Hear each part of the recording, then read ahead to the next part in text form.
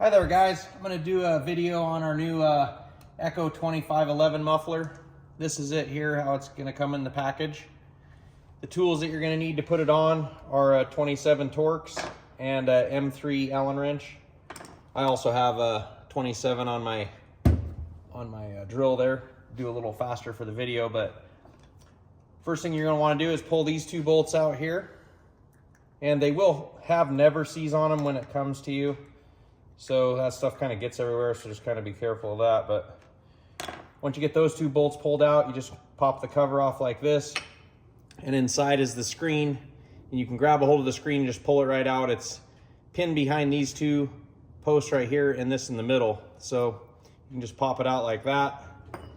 And you got the muffler opened up. So when you go to the saw, you want to get the clutch cover off. And then I'll use my drill here because it's a little bit faster. There's two bolts in this back cover. There's one down here. And there's one right here at the top of it. Pop those two loose. And then just grab this thing, and I kind of just angle it basically kind of out like that so it fits between the clutch and the muffler. These are also 27. So you got 3 bolts on the muffler. That's a mounting bolt there, and then you got 2 in the cylinder. So when you go to pull this off, there's a heat shield that's against the cylinder, and then a gasket, and then the muffler. So it might stick to the cylinder or the back of the muffler, depending on how it ran. But this one here, it's to the back of the muffler. So you got 3 bolts there. So now that you got the factory muffler off, you can take this heat shield and your gasket and just lay it right on the back of your muffler like so. And to kind of guide it on, I kind of run the bolts through the muffler like this. Makes it a little bit easier to keep everything aligned. And then just set it right onto the cylinder. You can see the holes pretty good when it lines up. Get those babies started like so. You got your mounting bolt up here.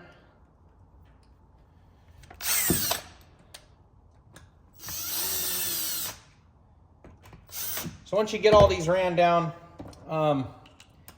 you want to get these fairly snug. You don't want to like break the bolts off or like get them overly tight, because the cylinder is aluminum and it will strip the threads out possibly. So I get them good and snug though, so they're not going to come loose.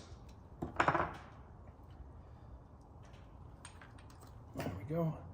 So once you get the back half of the muffler on, you can set your screen back in place, and it just goes behind this post, behind that one, and sets in there like so.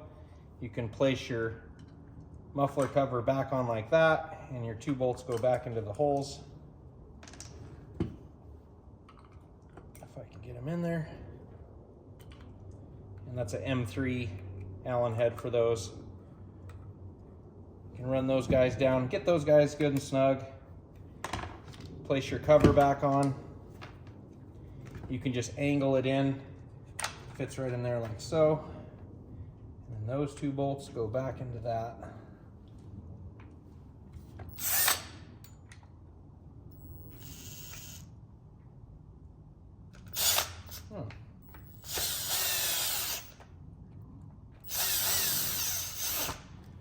Okay, so now your muffler is on there. Everything's good with that.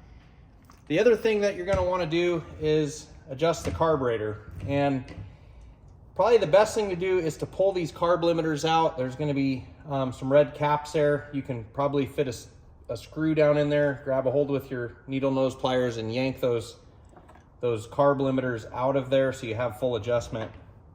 Once you get the carb limiters out, you have your low and your high. Your low is always the closest one to the cylinder no matter what saw you're working on, and your high is the furthest one. So the first thing that you want to do is take your low, put your screwdriver into your jet and go clockwise all the way till it stops. And then on the low, on this saw, you want to go out 3 turns. Just count 3 turns as your screwdriver goes around. And then on the high, you want to go all the way clockwise until it stops. And that's screwing the jet into 0 till it has no fuel. And then you come out counterclockwise 2 turns on the high. And then you can start the saw up. It should rev up really well. It's going to return to idle when you stab the throttle. And you can then set your idle on your screw here. So that's pretty much it with this little guy. The carb settings are going to be really close at sea level. You might have to go a little bit leaner if you're higher elevations possibly. So it's something that you could toy with depending on where you're running at and stuff. So just remember, clockwise is less fuel, counterclockwise is more fuel. Well, I hope the little video helps you guys out with your instructions, and happy cutting.